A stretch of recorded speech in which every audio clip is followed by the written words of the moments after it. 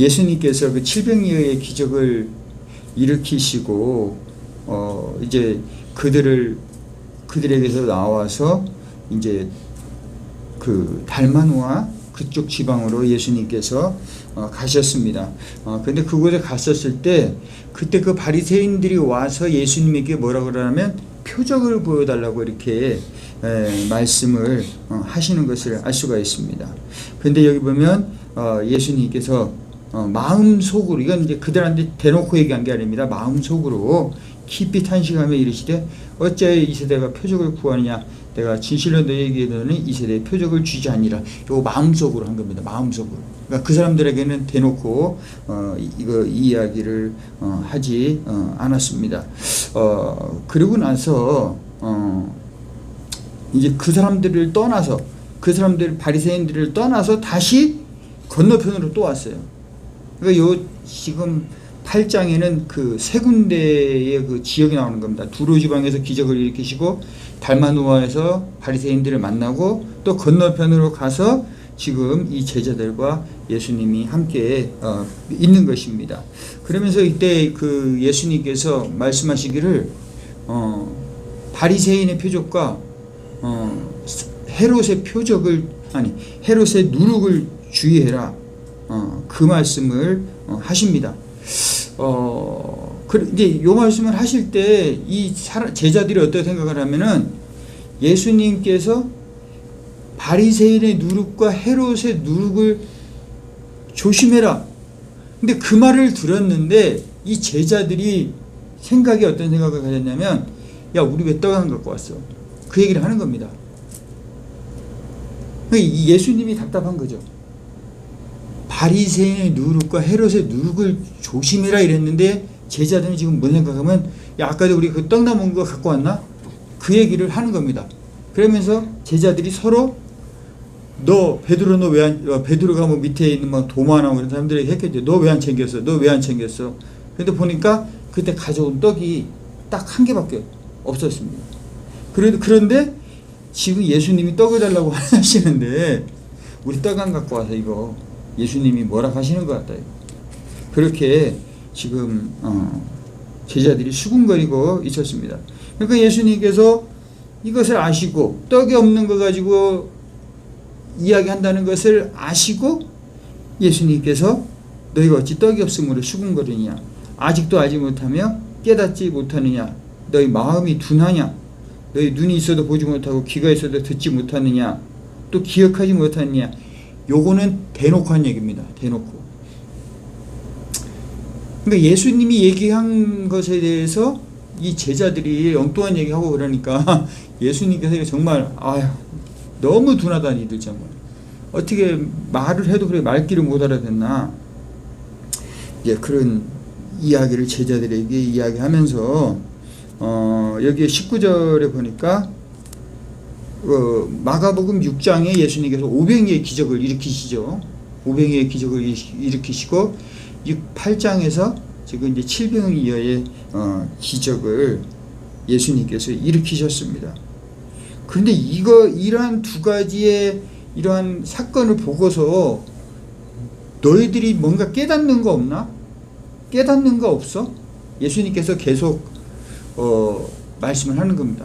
그럼 여기서 우리가 저도 이 말씀 보면서 생각한 게, 그러면 제자들이 무엇을 못 깨달았는가? 그게 오늘 핵심입니다. 그럼 예수님이 너희들 왜 이렇게 못 깨달아 했는데 무엇을 못 깨달았는지를 아는 것이 우리의 핵심이에요. 그리고 그거 알았으면 우리가 그 깨달은 걸 가지고 우리의 삶에서 이렇게 살아가는 것이 이 본문의 내용이라고 저는 생각을 합니다. 그런데 여기 보면 그 헤롯의 누룩과 바리새인의 누룩을 주의해라, 그렇게 여기서 이렇게 말씀을 하고 있는데, 보통 우리가 생각할 때 바리새인의 누룩은 외식이라고 이렇게 얘기하죠. 권위주의, 형식주의, 그런 걸 말하고, 헤롯의 누룩은 좀 사두개인의 누룩하고 좀 비슷합니다. 그래서 현실주의, 그들이 그 영적 세계를 믿지 않기 때문에 세속주의, 현실주의, 그 다음에 물질주의, 그런 것을 이제 그들의 누룩이라고 이렇게 말하죠. 그러니까 바리새인을 따르는 사람들은 외식에 많이 빠져 있는 거예요. 그러니까 이 누룩이 예수님은 뭐라고 말씀하냐면은 마태복음 16장 12절에 보니까 그제서야 제자들이 떡의 누룩이 아니요 바리새인과 사두개인의 교훈을 상관하는 말씀이신 줄을 깨달으니라. 그러니까 이 누룩을 조심하라. 바리새인의 누룩과 사두개인의 누룩은 바리새인의 교훈과 사두개인들의 그 헤롯의 그 교훈을 조심하라는 것입니다. 그러면 바리새인의 교훈은 뭐였어요? 외식주의, 형식주의. 헤롯은 현실주의. 그러니까 사람들이 그 현실만 보는 거죠. 지금 떡이 없으니까 어떡하지? 이거 현실주의예요. 근데 지금 아프니까 어떡하지? 내 이 문제 생겼는데 이거 어떡하지? 그거를 그냥 걱정하고 해결하려고 하는 거. 신앙생활을 외식적으로 하려고 하는 거. 그것이 외식주의입니다. 근데 왜 지금 이 바울이 바리새인이었지 않습니까? 근데 바울이 이스라엘 사람들 전체를 통틀어서 이 사람들이 가지고 있는 누룩이 있어요. 바리새인과 사두개인과 헤롯이 가지고 있는 전체적인 누룩이 있습니다. 그것은 뭐냐면 그들이 공통적으로 가지고 있는 교훈, 메시아에 대한 그런 것들 중에서 그들이 가지고 있는 교훈, 그게 바로 뭐냐면 표적을 구하는 거예요. 표적을 구해라. 그래서 여기 보니까 지금 바리새인들이 예수님께 나와서 무엇을 말해요? 이 세대가 표적을 구하나 너에게 표적을 구하나 너에게 표적을 주지 아니하리라. 바울 사도가 뭐라고 했습니다? 유대인은 표적을 구하고 유대인들은 그 표적을 구하는 게 그들의 그 머릿속에 꽉 박혀 있는 거예요. 당신이 메시아면 표적을 보여달라. 이 사람들이 계속 하는 얘기가 그 표적을 보여달라고 하는 거지 않습니까? 그 누구한테 배웠어요? 그들은 성경에서 그걸 배운 거예요. 메시아면은 표적을 보여야 된다. 그럼 우리가 생각할 때 우리는 하나님이 우리에게 하나님이 되는 것은 왜 하나님이 되는 것인가를 생각해 봐야 됩니다. 나는 지금 하나님을 왜 믿는가? 나는 왜 하나님을 믿는가?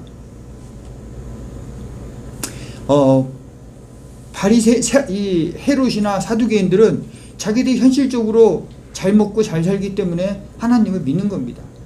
그 바리새인들도 자기들이 사람들 앞에 존경받고 리더가 되고 사람들에게 의시되고 하니까 그런 것 때문에 예수님을 믿는 거죠. 내가 예수님을 믿는 것은 무슨 이유인가?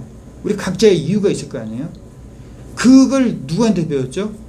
예수 믿는 것은 이래서 예수를 믿어야 된다는 것을 누구한테 배웠냐고요. 그것이 교훈이고 그것이 누룩인 것입니다. 그래서 우리 보세요. 전도를 할 때 어떻게 전도를 해요? 내가 예수님 믿어보니까 잘 살게 됐어. 믿어. 내 교훈을 그 사람한테 주잖아요. 내 교훈을. 그죠? 그래서 예수 믿어보니까 잘 살아. 너도 예수 믿으니까 잘 살아. 잘 살아. 그러면 그걸 사람들한테 말해 누룩이 퍼지듯이 다 퍼뜨리는 거 아니에요. 근데 이 당시에 그 누룩은 뭐였냐면 바로 표적인 거예요. 기적을 보여달라. 기적을 보면은 내가 하나님을 믿겠다. 나는 예수님 믿어보니까 이런 기적이 일어나고 이런 놀라운 능력이 나타났다. 그래서 내 예수님을 믿는다는 겁니다. 근데 그런 사상이 퍼져 있는 거죠. 그러니까 오늘날 우리 시대에 사람들이 예수님을 믿는 이유는 무엇이냐고요. 어떤 생각이 내 머릿속에 있는가? 어떤 교훈이 내게 있는가? 어떤 누룩이 있는가? 우리는 그것을 퍼뜨립니다.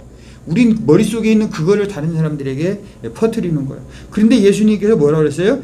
바리새인과 사두개인의 그 누룩을 우리는 퍼뜨리면 안 된다는 것을 말씀을 하고 있는 것입니다.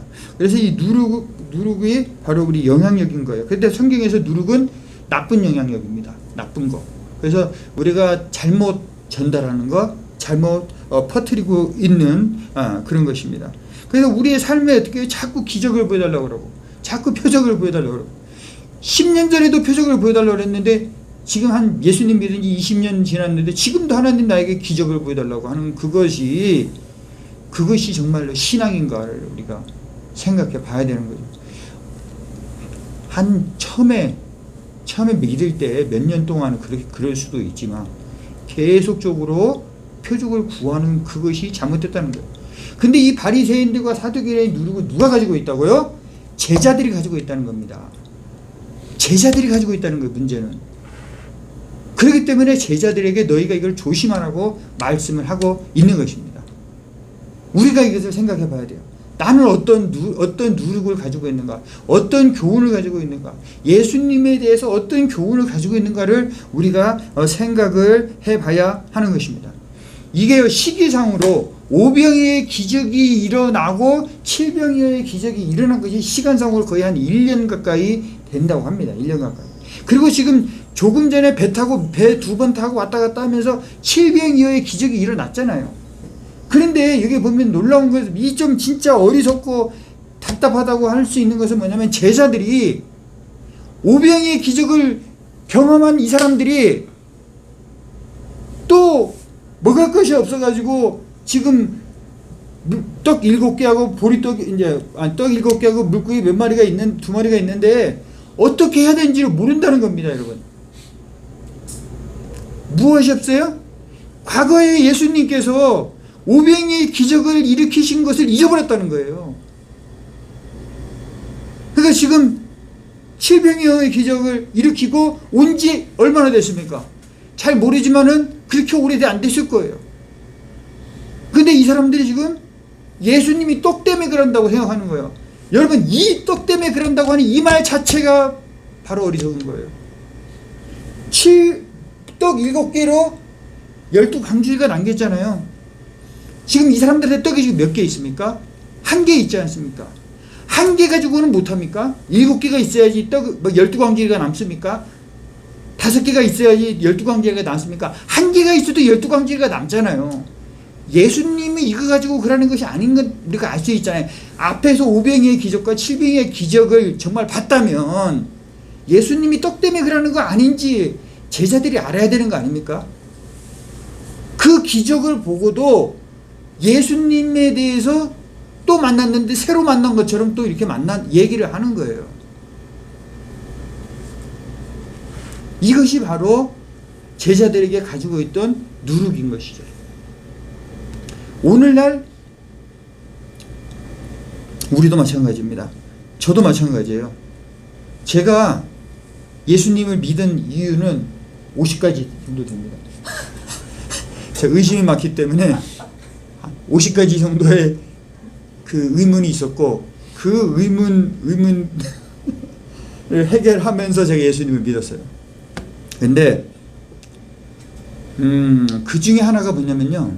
제가 어떤 게 있었냐면 제가 여기서 우리 뭐 태권도 얘기도 하고 그렇게 했는데 태권도 한 달 배우다 햄부 다 오거나 이 다리를 여기를 다친 거예요. 제가 지금 생각으로는 아마 그 이민호 선교사님 다친 거 그런 걸 다친 것 같아요. 제 생각에 옛날이지만 그 뼈가 다친 것던 것 같아요. 그랬는데 그것을 이제 어머니가 뭐 이렇게 했는데 어머니가 되게 기도하고 나섰어요. 제가 너무 신기한 거예요. 어떻게 어머니가 기도했다고 이게 낫나? 이거 우리 엄마가 그런 사람이 아니고 그랬어요. 그랬는데 희한한 거는요. 한 몇 달 뒤에 어머니가 봤을 때 또 이제 제가 불평하고 있는 거예요. 그러니까 야 호혜라, 너 얼마 전에 하나님께서 너 고쳐주셨다고 해놓고 하고 네 입으로 얘기하고 그렇게 또 좋아하더니 그걸 왜 또 잊어버렸냐고. 근데 제가 그때 약간 뭔가 이거 진짜 뭔가 뒤통수 한 대 맞은 느낌이었어요. 내가 하나님의 이 기적과 이거를 내가 체험하고 내가 안 잊어버릴 것 같았는데 내가 잊어버렸더라. 근데 이 제자들도 마찬가지였던 거예요. 우리 안 그럴 것 같지만 그렇게 되더라는 거예요. 5병의 기적을 경험했고 7병의 기적을 경험했고 지금 이대로 내 떡이 한 조각이 빵이 하나 있어요. 그런데도 불구하고 그 떡이 부족했다면 예수님이 그렇게 하실 거라고 하는 것을 우리가 모른다는 거예요. 예수님의 그 능력에 대해서 점점 믿음이 생기는 게 아니고 처음에는 자꾸 의심이 생기는 거예요. 그래서 우리가 어떻습니까? 지금 우리가 신앙생활 할 때 우리 지금까지 살아오면서 하나님께서 우리를 얼마나 많은 기적과 능력으로 우리를 인도해 주셨어요. 그런데 오늘 우리가 또 어려움을 당하면 또 어떻게 해요? 하나님 어떻게 해요? 하나님 어떻게 해요? 하는 그 모습이 나의 모습이더라고요. 또 어떤 어려움이 닥치면은 또 하나님, 예수님께서 과거에 나에게 베풀어 주셨던 그거는 다 잊어버리고, 아, 이것도 하나님 어떻게 해요? 또 금식해야 되고, 막 울고불고, 또 그렇게 하는 모습이 바로 나의 모습이고, 이 제자들의 그런 모습이라는 거예요. 그러니까 이것이 어떻게 해요? 이런 누룩이 이 사람들 가운데 다 퍼져 있는 것입니다. 그래서 이 제자들만 그랬던 것이 아니고, 나도 그랬던 거를 생각하면서, 제자들도 그랬고, 이 바리새인들도 지금 잘 믿는다고 하는 사람들이 다 이런 교훈이 퍼져 있고 이러한 누룩이 이들 가운데 있는 것입니다. 그래서 여기 보면 우리는 조금만 오면 또 떡이 없습니다 하는 그런 것처럼 우리가 그런 문제를 가지고 있습니다. 근데 여기 보면 요한복음 6장 35절에 보면 나는 생명의 떡이니 내게 오는 자는 결코 줄이지 아니할 터이요 나를 믿는 자는 영원히 목마르지 아니하리라. 예수님께서 우리와 함께 하십니다. 여러분 이걸 믿으셔야 됩니다. 이때 제자들 가운데 예수님이 있음에도 불구하고 제자들이 이렇게 두려워했던 것처럼 우리 믿는 사람들은 지금 우리 속에 성령님이 다 계시는 걸 믿습니다.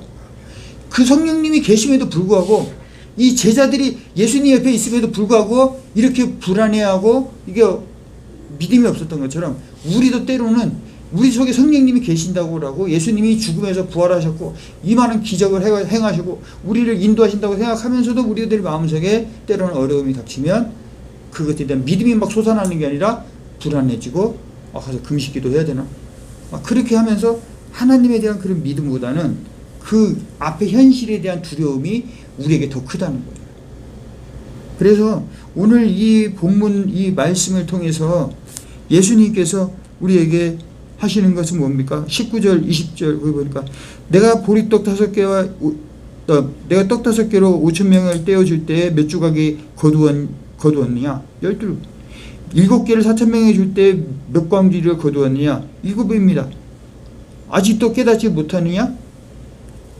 아직도 깨닫지 못하느냐? 제자들에게 이렇게 이제 말씀을 하시는데 이것처럼 우리도 그럴 수 있습니다. 하나님이 우리에게 베풀어 주신 그 사랑과 은혜를 우리가 자꾸 이 현실적인 내 주변에 그런 사람들이 많이 있으면 나도 모르게 그런 것 때문에 걱정을 하게 되는 것입니다. 그래서 이 바리새인들과 제자들을 보고 예수님이 어떻게 하셨어요? 탄식하셨어요. 탄식. 속으로 탄식하셨어요. 왜? 이런 문제를 해결하지 못하고 계속 거기에 머물러 있었기 때문에 그렇습니다. 우리가 만약에 이런 문제를 가지고 이렇게 하고 고민하고 있으면 주님은 어떻게 하시겠습니까? 주님도 탄식하시면서 기도하시겠죠.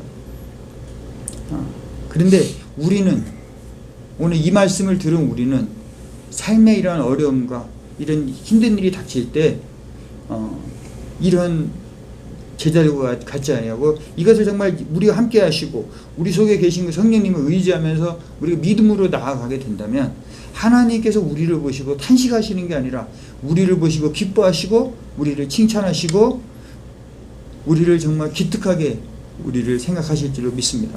오늘 하루도 우리가 어떤 어려움을 당할지 모릅니다. 우리 그 상황 그런 가운데서도 우리는 과거에 우리에게 베풀어 주셨던 하나님의 은혜를 생각하시면서 우리 속에 성령님을 생각하시면서 우리가 믿음으로 나아가셔서 승리하는 우리가 되시기를 주님의 이름으로 축원합니다.